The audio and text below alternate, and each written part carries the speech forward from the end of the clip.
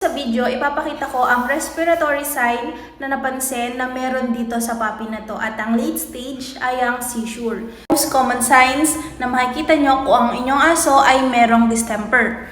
Una ay ang pagmumuta. Normal naman pagmumuta sa aso, pero kung sobra yung pagbumuta nila to the point na mayat maya nyo nililinisan, sobrang kumakapal yung pagmumuta, hindi yan normal. Pangalawa, severe nasal discharge or sobra ang pagsisipon until such time na nag-yellow na. Yung talagang kumakapal na yung sipon, sumasabay pati yung pagmumuta nila. Makikita nyo rin sa mata nila ay ang pamumula around their eyes at sa ilong ay yung nagiging crusty or yung nangangapal yung mismong ilong nila.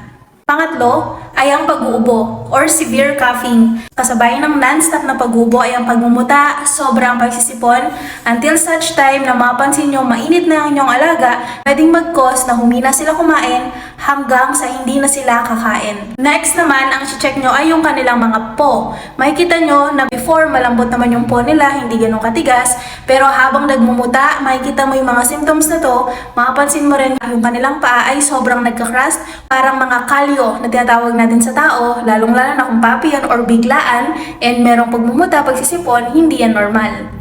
At ang pinaka-common na sign pero pinaka-delikado ay ang seizures or pwede rin yung mga muscle twitching, involuntary movement ng katawan ng alaga mo. Makikita mo na kusa silang pumapadyak or jaw snapping. Yung mismong panga nila hindi nila makontrol, minsan hindi nila mabuka, naglalak lang yung jaw nila.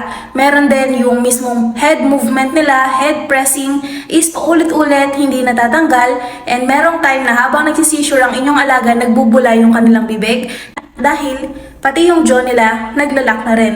So kapag napansin mo, isa, dalawa, tatlo, lahat yan sa iyong alaga, lalong-lalo na kung wala silang bakuna, pwedeng distemper ang sakit ng alaga mo. So ano nga ba yung distemper? Itong uri ng virus na sobrang delikado, lalong-lalo na sa mga aso na walang bakuna. Tandaan, lahat walang pinipiling edad ang distemper. Ganun siya kadelikado. Kaya pinaka-importante para ma-prevent, para maiwasan, pabakunahan nyo ang inyong alaga. Of course, kailangan namin ng confirmation which is itong test kit na to. Ganito ang itsura na positive ang aso mo sa distemper. At ang late stage ay ang seizure.